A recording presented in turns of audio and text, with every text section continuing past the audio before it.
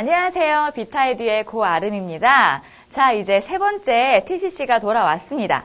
자, 첫 번째 TCC는 어떤 거였죠? 그렇죠. 연개소문에 대한 이야기였어요. 영웅인가, 역적인가에 대해서 알아보는 거였고요. 두 번째는 고구려 초기에 신화를 통해서 보는 선민사상에 대해서 다뤘었죠. 자, 그리고 이제 세 번째, 공주의 남자를 통해서 본 조선 초기의 모습에 대해서 한번 보려고 합니다. 자, 여러분, 이제까지 우리가 봤던 주제가 다 어떤 거였나요? 물론 내신과 그리고 학교 시험에서 학교 시험 모의고사를 더 말해요. 자, 내신과 모의고사에서 나올 수 있는 그런 문제들이 여기서도 드러나고 있었어요. 자, 그런데 더 나아가면요, 이런 심도 있는 주제들은 여러분들이 수시를 쓸 때, 논술을 할 때 더 유용하게 사용할 수 있는 그런 주제들입니다. 자, 그래서 앞으로는요, 많은 TCC를 찍게 될 텐데요.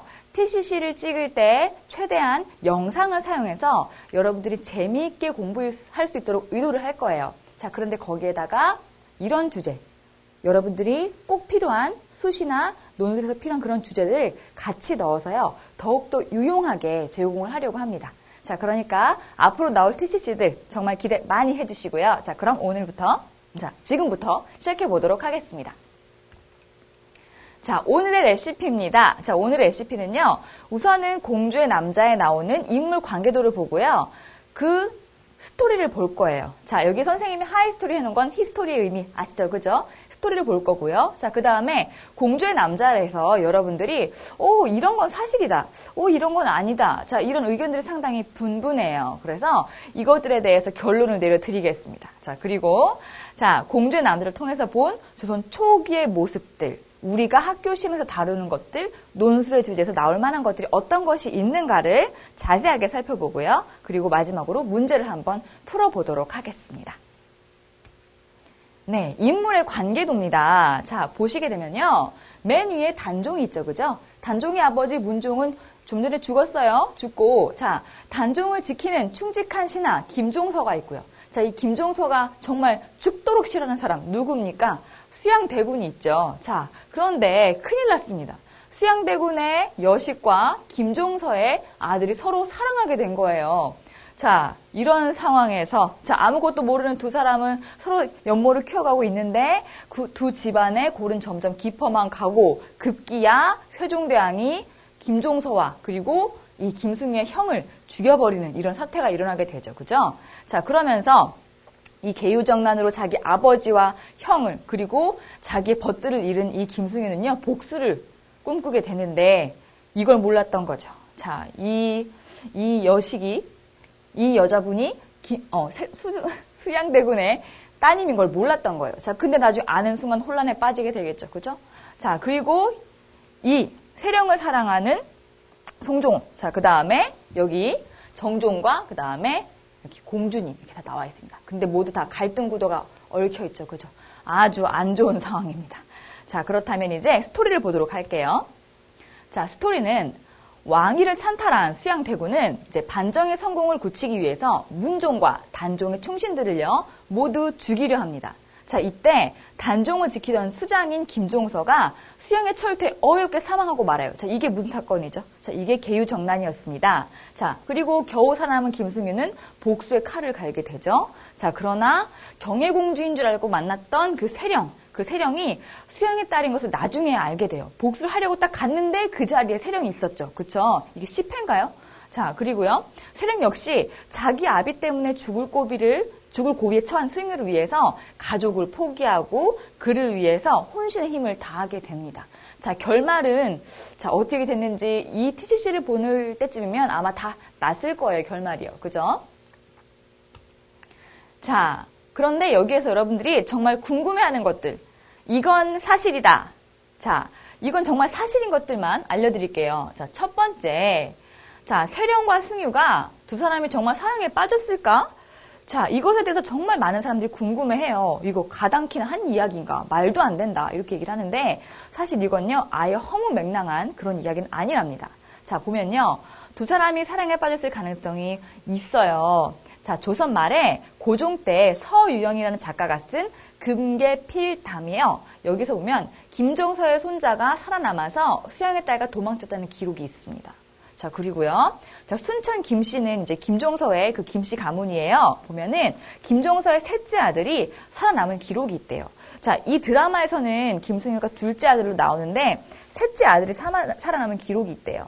자, 그리고 세종의 능에는요, 수양의 딸이 2명으로 기록돼 있어요. 그러니까 수양의 아버지인 세종의 능에는 수양한테는 2딸이 있었다 그랬는데 나중에 수양의 기록을 보면 딸 자식이 죽었다 뭐 이런 말이 없거든요. 없는데 나중에 수양의 기록에는 수양의 딸이 하나로 기록이 돼 있어요. 극 중에 보시면 그런 내용이 나오죠. 자, 세령이가 자기의 머리를 끊고 나는 이제 어머니와 아버님과의 인연을 버리겠다라고 말을 했거든요. 그래서 세조가 내쳐요. 자, 이것이 정말 사실일 가능성이 있다는 이야기죠. 자, 그 다음에 충청북도 백악산에는 그 둘이서 피해 살았다는 그런 전설이 남아있는 동굴이 전해지기도 한대요. 자, 그러면 어느 정도 신빙성이 있는 이야기죠. 그죠? 자, 그러면 그 다음 진짜 사실 한번 볼까요? 자, 이것도 사실이에요. 여러분들이 봤을 때요, 경혜공주가 정말 콧대 완전 높은 그런 공주였잖아요. 자, 그런데 이 경혜공주가 실제로 나중에 노비가 됩니다. 그 극 중에서도 보면은요, 그 노비의 신분인 채로 이제 임신을 하게 되죠. 그죠? 그리고 그 상태에서 아이를 낳아요. 그래서 가진 고생을 다 하게 되는데, 이게 사실입니다. 사실. 어쩜 이런 일이 있을 수가 있을까요? 그쵸? 조선이라는 그런 신분제도가 아주 공고한 그런 나라에 어떻게 공주가 노비로 전락하게 되는 그런 일이 있을 수 있을까요? 그런데 사실입니다. 자, 여기 보시면은요, 여기에 정종에 대한 이런 설명이 나오고요. 나중에 자, 정종, 즉 공이 적소에 있다가 사살한 뒤에 공주가 순천 관비가 되었대요. 그래도 그 관비가 되었지만 자존심은 되게 높았나 보죠. 자, 그래서 여기에서 어떻게 나는 왕의 딸이다 라고 하면서 죄가 있어서 귀양은 왔지만 수령이 어찌 감히 나에게 관비에 사육을 시킨단 말이냐 라고 하면서 막 역정을 냈답니다. 딱 극중에 나오는 캐릭터랑 똑같죠. 그죠? 자, 이렇게 경혜공주가 실제로 노비가 되었다고 합니다. 자, 그러면 그 다음을 한번 보도록 할게요. 자, 요것도 사실입니다. 자, 신면. 자, 이 신면이란 사람이 극 중에서요, 마지막에, 죽죠. 어떻게 죽습니까? 자, 이 시에 난이 일어나서 이걸 진압하러 갔다가 죽게 됩니다. 그래서, 참 가슴 아팠죠. 이걸 보는 사람들 참 가슴이 아팠는데요. 여기 보면 영의정 숙주의 아들이래요. 그리고 이 시에 난이 일어났을 때 이제 이거를 반군을 진압하러 갔다가 반군에게 포위당했고요. 이때 이제 전사하죠. 근데 국중에서는 어떻게 합니까? 한명회가 이제 신면이 죽든 말든 간에 어쨌든 이제 그 승유를 잡기 위해서 화살을 쏴라 해가지고 한명회한테 배신을 당하고 죽게 되죠. 그죠? 자, 되게 가슴 아픈 사랑으로 그려져 있는데 어쨌든 자, 이 신면은 실존 인물이었습니다. 자, 근데 이거는 사실이 아니에요. 자, 뭐가 사실이 아니냐? 첫 번째, 자, 지금 이렇게 갈기머리 되게 멋있잖아요. 막 싸울 때 머릿결 막 찰랑찰랑 막 넘어가고 막 멋있어요. 그런데 조선시대의 무사의 갈기머리는 사실이 아니랍니다. 이거 할 수가 없어요. 사실 여러분들 공부할 때도 머리가 쓸어 내려지면 답답해가지고 막 머리핀 꽂고 묶고 막 이렇게 하잖아요. 남학생들 머리 다 밀고 이렇게 하는데 어떻게 싸움하는 사람이 눈을 반쪽이나 가리고 이러고 다녀요. 앞에 적이 안 보여요 이러면. 그래서 눈을 가리면 안 되기 때문에 최대한 묶었다고 합니다. 그래서 이건 극중의 설정이라는 거 아시겠죠? 자, 그 다음에 두 번째로 금성대군이죠. 금성대군 수양의 동생인데 금성대군은 단종이 유배된 뒤에 나중에 단종의 복위운동을 꾀하다가 수양한테 죽게 돼요. 그래서 극중에서는 좀 일찍 나오죠. 좀 일찍 나와서 그 단종이 힘이 되게 되는 그런 역할을 하게 되는데 좀 일찍 나왔습니다. 자, 요것도 잘못됐다는 거 알아두시고요. 자, 그리고 요것도 아닙니다. 자, 요거는 사실 처음에 이야기했던 거랑 약간 상반되는 거예요. 그래서 이것이 사실이다, 아니다, 이 두 남녀가 연정을 나누었을 것이다, 아니다에 대해서 사실 제일 많은 관심이 가는 건 이거잖아요. 그죠? 자, 근데 어떠냐면은요, 이런 의견도 있어요. 김종서의 손자가, 아까 김종서의 손자하고 수양의 딸이 도망을 갔다는 그런 기록이 있다 그랬잖아요. 그런데 김종서의 손자가 3살이었을 때 세조의 딸은 이미 장성한 후였어요. 뭐 꼬마신랑도 아니고 꼬마신랑 업고서 도망가는 것도 아니고 이건 좀 그렇잖아요. 그죠? 자, 그리고 김종서의 손자는 살아남긴 했지만 숨어 살기만 했을 뿐 역사적으로 중요한 역할은 하지 않았답니다. 사실 선생님은요, 약간 심장이 좀 작아서 그런지 모르겠지만 저도 이랬을 것 같아요. 우리 할아버지가 역적으로 몰려가지고 죽었으면 저는 죽기 싫어서 숨어 살았을 것 같거든요. 자, 이렇기 때문에 거의 두 사람이 만날 가능성이란 좀 찾아보기 힘들겠죠? 자, 그러면 우리가 여기까지 봤으니까요. 요걸 한번 보도록 해요. 이제부터는 조선 초기의 사회 모습이 어땠는지를 볼 건데요. 그 전에 극 중에 나왔던 계유정난의 모습과 그 다음에 단종의 보기를 꿈꾸면서 이제 사육신이 펼쳤던 그 운동에 대해서 잠깐 보고 넘어가도록 하겠습니다.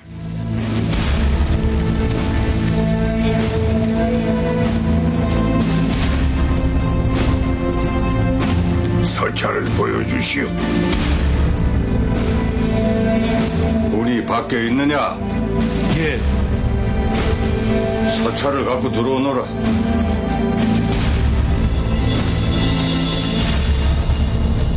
비켜서 거라. 날이 무슨 영문이신지 비켜서라 했다.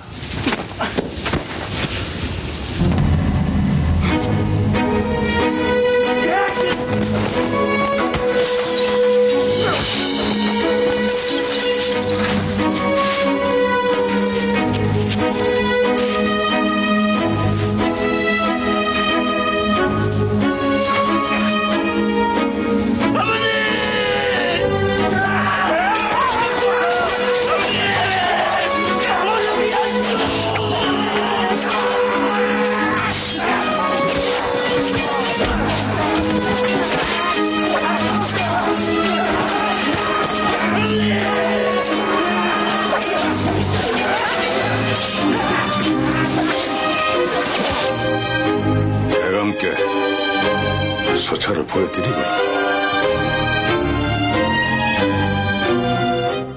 네, 방금 본 영상은 계유정난에 대한 영상이었고요. 자, 이번 영상은 반대로 세조가 왕위에 올랐을 때 단종을 보기시키려는 운동에 대해서 한번 보도록 하겠습니다. 실패하는지 성공하는지 한번 볼까요?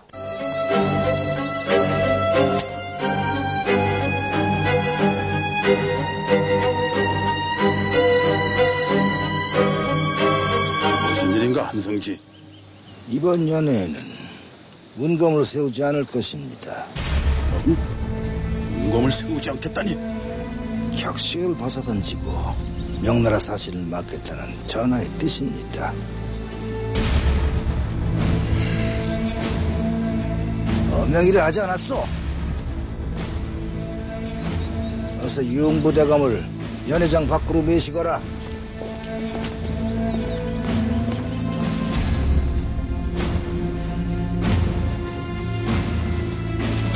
소인이 매시겠습니다.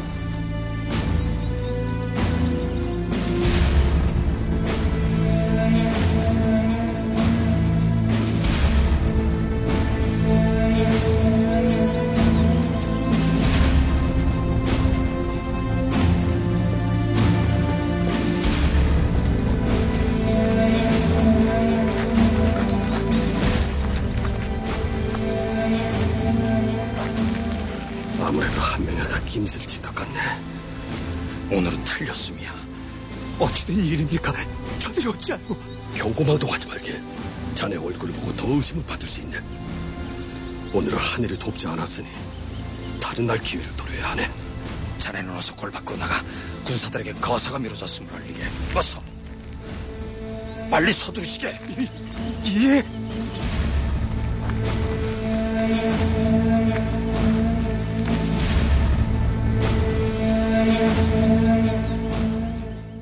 네, 영상 잘 보셨나요?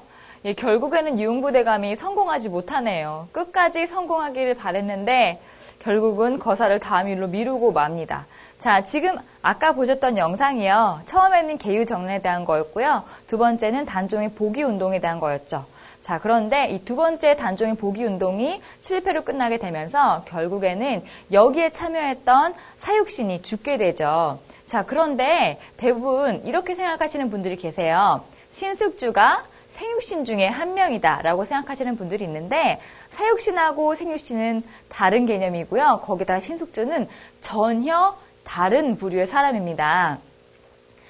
자, 사육신, 빨간색으로 표시되어 있는 사육신은요, 박팽년, 성산문, 하위지, 이계, 유흥부, 유성원. 아까 방금 칼을 차고 땀을 삐질삐질 흘리던 그 사람이 바로 유흥부죠, 그죠? 자, 이 사람이 나중에 잡혀서 다 이제 사지가 찢기는 그 형에 처해져서 죽게 되고요. 그리고 살아남은 사람들, 김시습, 원호, 임행전, 조려, 성담수, 남효은, 이런 사람들은요, 살아남기는 살아남았어요. 하지만 관직에 있는 것을 포기하고 전국 방방곡곡을 떠돌면서 이 세조에 대해서 자기는 굴복하지 않겠다는 뜻을 끝까지 밝힌 사람들이죠.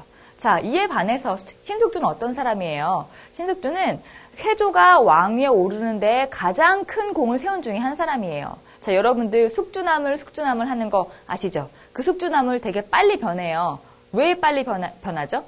자, 숙주나물이 그 빨리 변하는 그 성질 때문에요. 사람들이 신숙주의 이름을 붙여가지고 숙주나물이라고 하는 거래요. 자, 이 정도면 신숙주가 어떤 사람인지 아시겠죠, 그죠? 하지만 여기서 잠깐 우리가 한 번 더 생각해 봐야 될 거는 여러분들이 제가 지난 시간에 말씀드렸던 것처럼 역사를 보는 눈을 가지라고 했어요. 과연 신숙주가 변절했던 것이 정말 자기가 자기의 그 친한 친구들을 다 죽이고 싶어서 그런 것이었을까?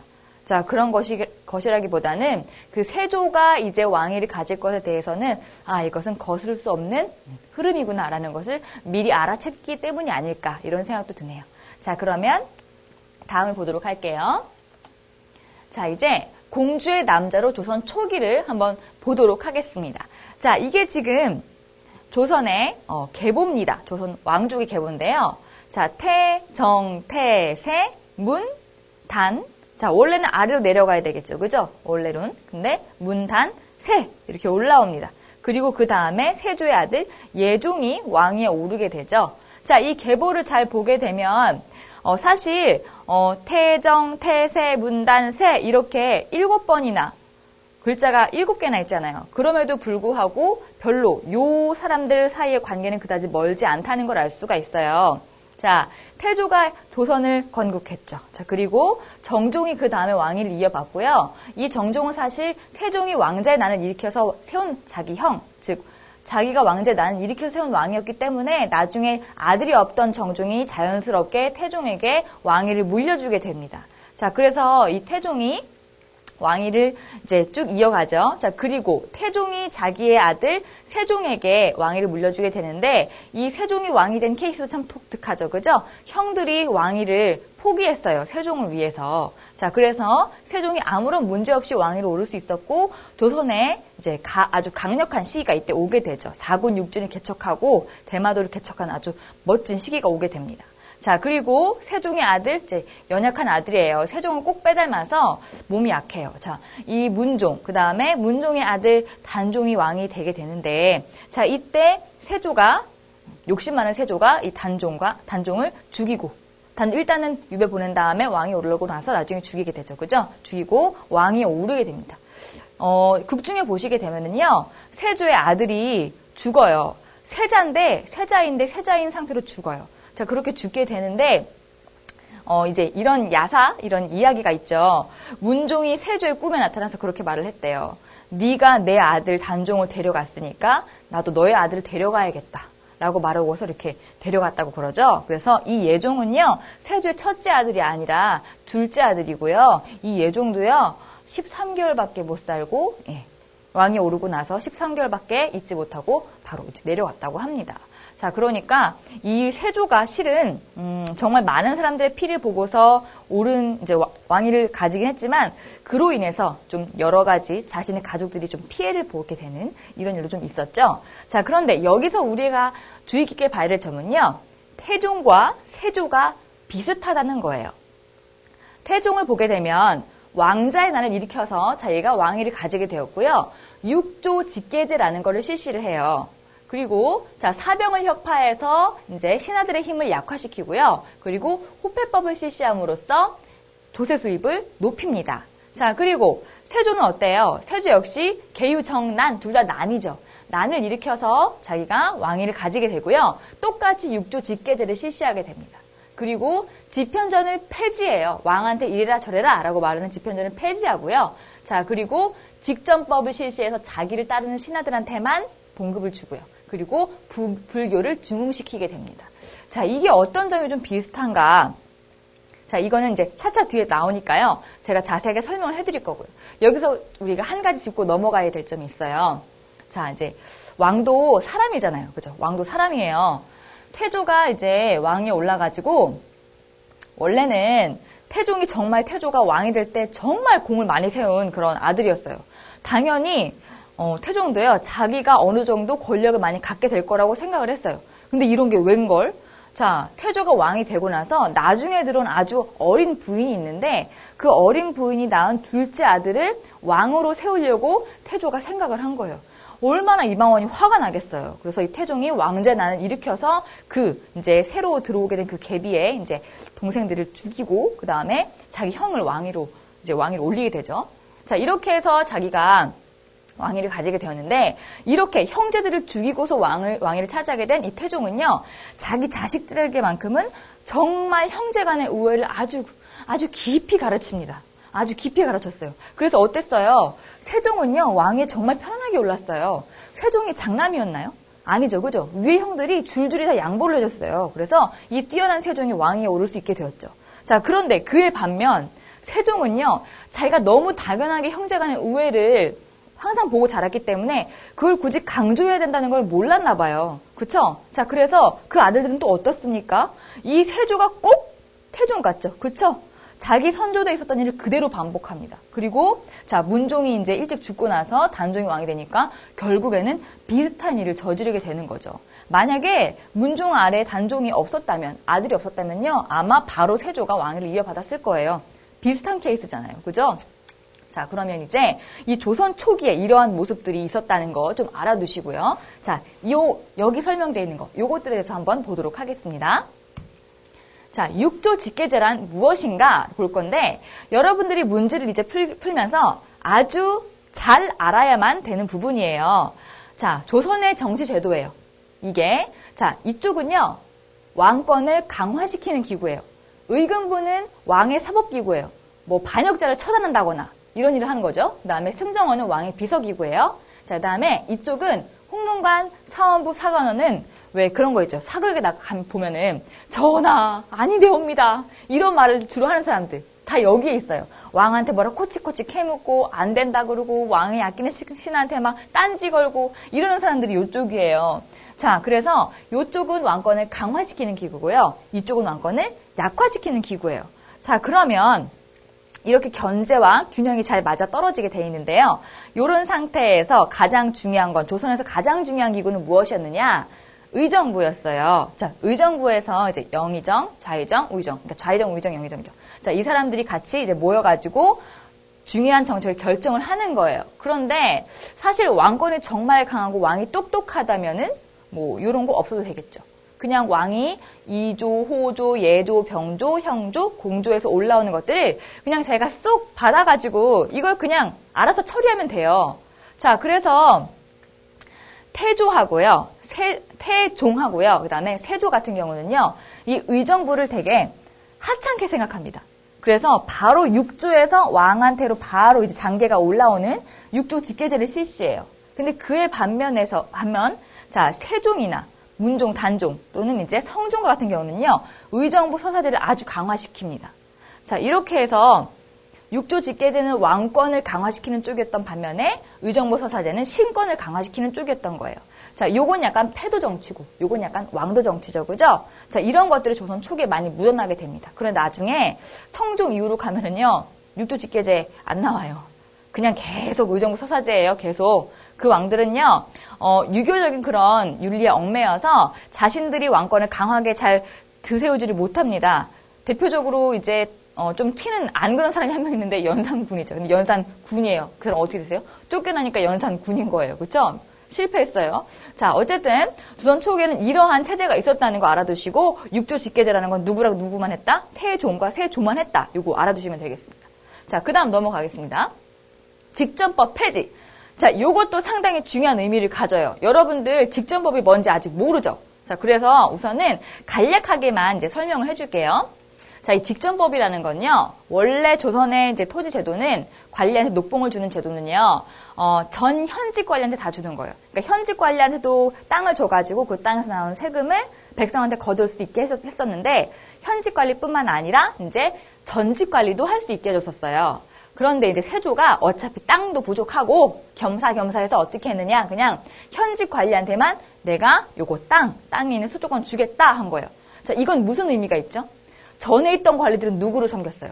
문종과 단종을 섬겼죠. 근데 지금 내가 거느리고 있는 이 신하는 자기를 섬기잖아요. 그러니까 이 사람들한테만 주겠다라고 말을 해버린 거예요. 자, 이렇게 해서 태조가 처음에 실시했던 건 과전법이었는데요. 전 현직 관리한테 다 주는 거. 근데 세조가 실시한 건 직전법이었어요. 직접적으로 일하는 그런 신한테만 주는 거. 자, 근데 이게 약간의 문제점이 있었어요. 이 많은 정난 공신들한테 직전법을 실시해가지고 다 토지를 주는 게 현실적으로 좀 불가능해요. 그래서 막 토지를 주는 게 되게 힘들었어요. 자, 그런데 거기다가요, 공신들은 포상을요, 아주 후하게 해줘야 돼요. 공신이잖아요, 공신. 자, 그래서 후하게 해줘야 되는데, 자, 이렇게 정난 공신을 많이 만들어서 포상함으로써 후에 그들이 뭐가 되죠? 훈구 대신이 돼요, 훈구 대신. 훈구 대신은 나중에 살인파하고 같이 싸워가지고 사화를 일으키잖아요. 이런 빌미가 되는 거예요. 그러니까 이제 선조 때 잘해야 돼요. 여러분도 조상님을 잘 만나야 됩니다. 그죠? 자, 그리고 이제 성종 갈게요. 성종은요, 이제 직전법이 약간 문제가 있다는 것을 파악하고요. 관수 관급제를 실시하게 되는데, 요거는 여러분들이 이제 제 수업을 들으면 다 쉽게 이해가 되실 거지만 간략하게만 소개를 해드릴게요. 자, 이 직전법은 관리가 이제 땅을 받으면 그 땅에 있는 농민들한테 직접 세금을 걷어요. 야, 너 이번에 100가마 만들었지? 그러면 나한테 10가마네. 세금 10가마잖아. 네? 이렇게 하는 거예요. 근데 이 성종이 한 관수 간급제는요, 이렇게 하게 되면 요 관리가 이 백성한테, 야, 너네 어차피 나한테 세금도 내니까 우리 집에 저기 뭐 담 무너졌거든? 그거 좀 만들어줘. 이러면은 그 백성은 가서 해줘야 돼요. 안 그러면 막 더 거둘지도 몰라. 해줘야 돼요. 그러니까는 이런 걸 막으려고 성종이 관수 간급제. 관에서 그냥 그 10가마를 걷어가지고 관에서 이렇게 주는 거예요. 요걸 만든 거죠.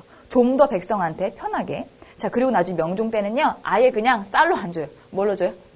돈으로 줘요, 돈. 자, 이렇게 해서 점점 더 객관적이고 형평성 있게 바뀌게 되죠. 자, 그러면 다음 갈게요. 지편전 폐지.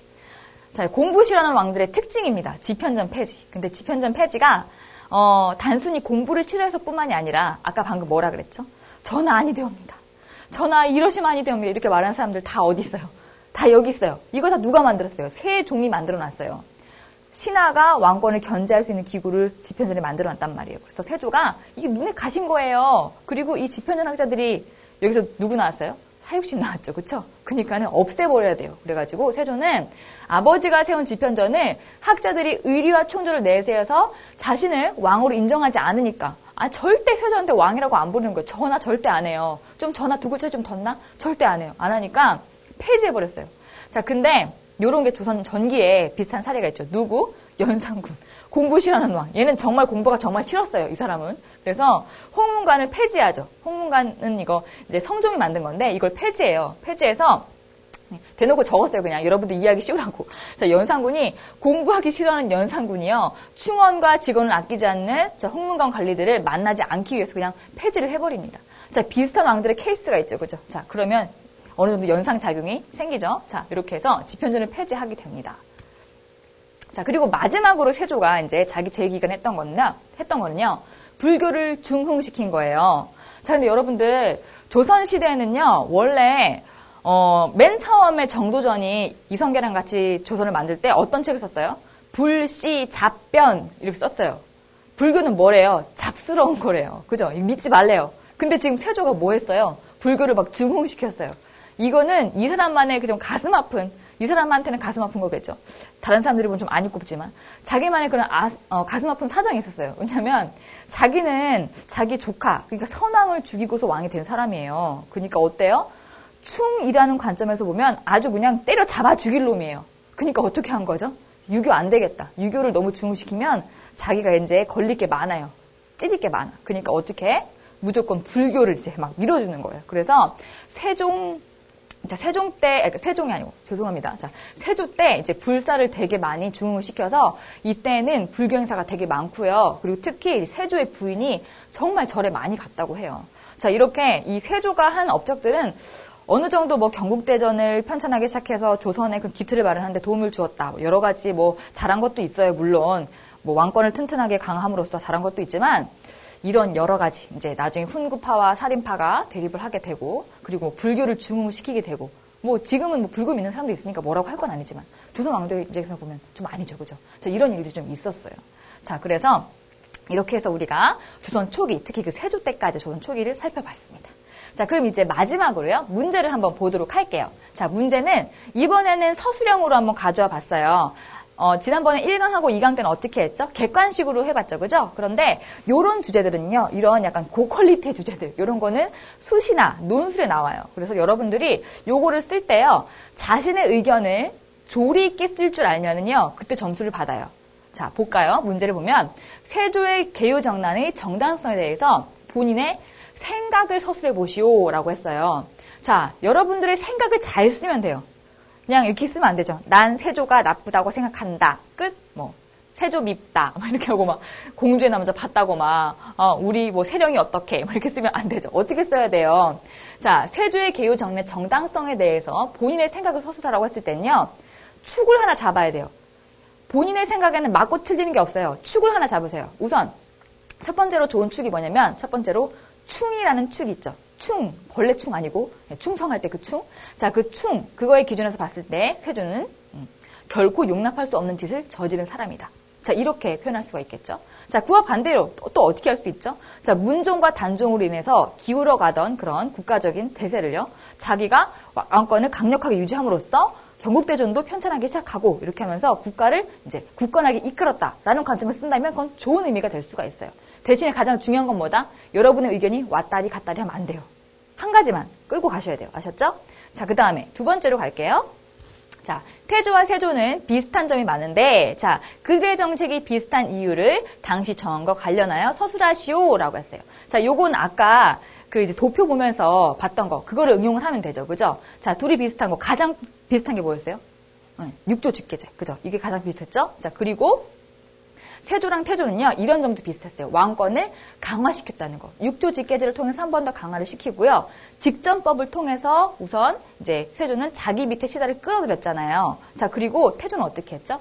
사병, 신하가 가지고 있는 사병을 혁파함으로써 자기 힘을 끌어들였어요. 그죠? 여러 가지 면에서. 특히, 선생님이 아까 도표에 설명해 줬던 부분, 거기에 중점을 두고 설명을 하게 되면요, 이런 문제는 잘 맞출 수 있을 겁니다. 자, 그리고 거기 조금만 더 힌트를 더하면은 이 시대는 조선 초기였고 왕권의 힘이 유교에 의해서 많이 눌리지 않은 시대였다는 것을 좀 강조를 하게 되면 더 좋은 점수를 얻을 수가 있어요. 네, 자, 여기까지였고요. 자, 여러분들 앞으로 이제 TCC를 계속해서 보게 될 텐데 앞으로 더욱더 유익한 주제를 가지고요. 여러분들이 좀 더 유리한 점에 도달할 수 있도록 제가 노력하도록 하겠습니다. 네, 수고하셨습니다.